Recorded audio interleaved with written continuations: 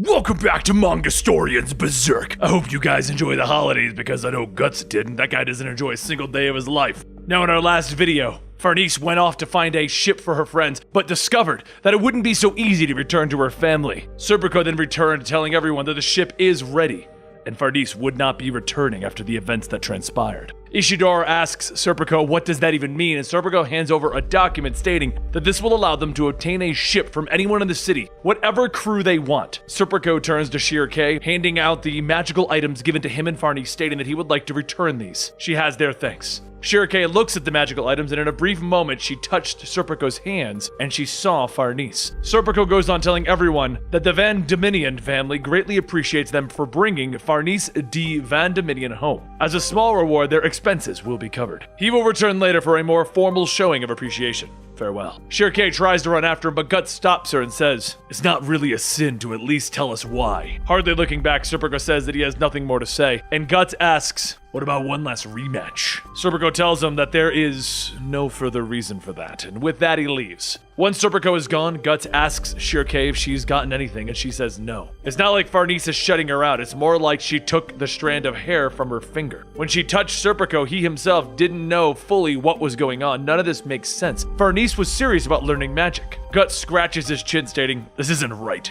Maybe it's time to ask the elves for a favor." Outside, as Serpico gets into his stagecoach, Puck and Evalaria float behind him, stating this is going to be exciting. They're gonna get to spy on the nobles! As the two of them get to the Van Dominion estate, they first pig out on the nobles' food before finding Farnese. Inside one of the atriums, Farnese looks at all of the roses when her brother, Magnifico, walks in. He tells her that he's happy that she accepted his offer. Now let him introduce her to his friend, Roderick. Farnese stares for a moment, and Magnifico tells Farnese to greet him. He is her future husband. As the two introduce themselves, Magnifico goes on stating that Roderick is an old friend from school. He is third in line for the throne of the wise and captain of their fleet. Roderick then tells Farnese that he's heard much about her, the devil child of the Van Dominion, the wandering princess. Magnifico nudges him, stating that he shouldn't start off with that, and Farnese tells him that it is true. Roderick then grabs Farnese by the shoulders, telling her that she is a very interesting girl. But as the conversation goes on, Puck and Evalaria watch from the window, shouting that it's a scandal. They have to hurry back and tell everyone what's going on. As the two leave, though, Serpico notices a presence,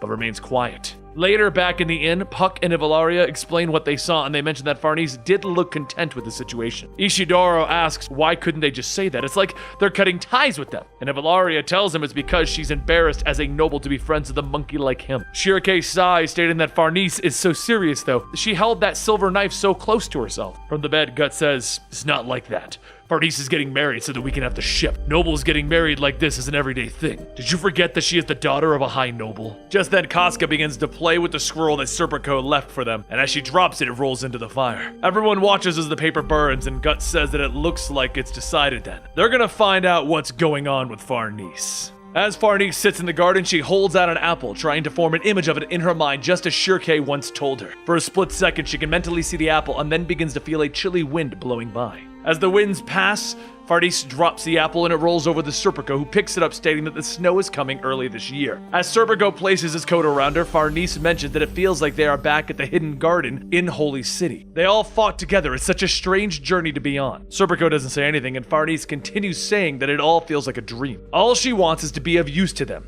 to do something only she could do to help them. Perhaps it is all an excuse, though. She's been given the lamp of camaraderie, even though she has nothing to contribute. Within that warmth, it felt as though it was unbearable, a sense of insecurity. And now she has fled back home. She is a coward and a fool to think that she was anything more to them. Serpico begins to speak, but then he hears a group of people coming over the bridge, and Farnese quickly notices who's leading the group. Her mother. Farnese tells her that she has been well, but what brings her home all of a sudden? Lady Van Dominion laughs, stating that she hates the winter, so she's traveling across the southern isles by boat. That is, she wants to see all of the nice, strong-looking soldiers. And speaking of that, what happened to her in her knighthood? Last she heard, she had gone missing. Farnese says many things have happened. It's hard to find a place to begin. And after a little while, Lady Van Dominion asks if she is to be engaged. Who is the groom? Farnese explains a friend of Magnifico. And then Lady Van Dominion asks if she really thinks that she can live with this man. Farnese blushes and tells her that Roderick said that she was interesting, someone like her. Lady Van Dominion then asks, what about everyone else? Is there no one else you love? Farnese takes a moment to think, and an image of Guts flashes before her. Farnese hesitates, and then says no. Lady Van Dominion pauses and says that that's not like her. It's hard to believe that she is the daughter that has so troubled the Van Dominion patriarch. Her father feared her because he is weak. That is why he must reach out and place himself in everything that he can handle. However, what he saw was that his daughter was a monster,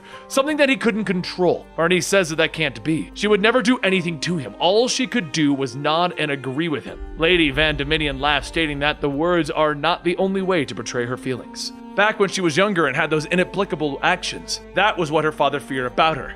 He could not understand his daughter. But for her, even though she does not belong in the common world, she will find a place to stay. Bear the pain because she knows it more intimately than anyone else, and she is the kindest of all. Even though she didn't raise her, she is proud to be the mother of a daughter like her. Before Lady Van Dominion can go on, one of the servants tells Farnese that her carriage is ready, and Lady Van Dominion asks where is she off to. She tells her that there is a ball before all of the soldiers head out to battle, and Magnifico said to be there. Lady Van Dominion thinks about it and says Magnifico asked her, huh? That sounds interesting. She shall join her. A short while later, outside of the estate walls, Guts and the rest of them try to figure out a plan on how they're going to get inside when they hear a noise in the distance. Everyone turns to see a Van Dominion carriage leaving, and inside of it is Farnese. As the night comes, everyone from the land's different countries attend the festival ball, and outside watching is Magnifico and Roderick. They watch as everyone tries to impress one another, and whether it be by fighting or with words. As one of the knights from the Midland attempts to break up a fight, Magnifico laughs, stating that it's a pitiful sight to see a knight from a ruined country. Unlike them, they will not have an idle lifestyle. They will soon be destined for great things from their family lines. Together, they will seize the next era.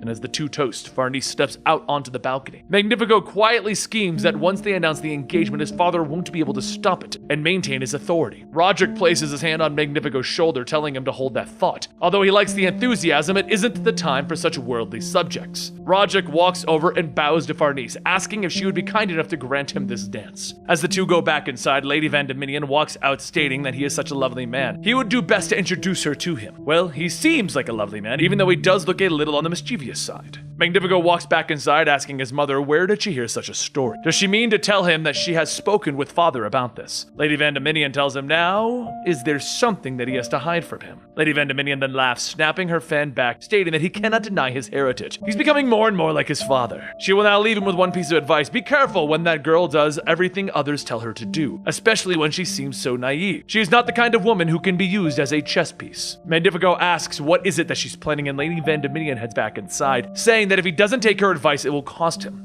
Just like his father. As Lady Van Dominion walks back in, she notices Serpico watching Farnese and asks if he's Farnese's attendant. He bows, stating that his name is Serpico, and Lady Van Dominion tells him that's right, she remembers it's been a long time since he came into their family. Serpico tells her that it's been more than 10 years since Farnese has saved his life. Lady Van Dominion says, really, that means that you are quite strange as well. Like twin trees that are unable to stand without the support of each other. So please do continue to take care of Miss Farnese. Serpico holds the door open for Lady Van Dominion as she walks back inside, and as he looks back, he notices two shining lights fluttering away, thinking to himself, again? Down at the gates, the guards huddle around a fire when they notice a group walking towards them, and the guards shout for them to stop, and Shir K says, she's sorry, but they're letting themselves in. And that is where we're going to leave off this Berserk story. We should be back on track. I'm not going to lie, we did make a big mistake by not keeping up with the storyline being written, which is how we fell out and had to take Christmas off. Hopefully you guys enjoy, and we're trying to make it so that there is no break in the Berserk storyline for you guys. I'm Benny, right here with Mangastorian. Follow us on Twitter at Mangastorian, and if you want to keep up to date, then go ahead and follow us by subscribing to this channel.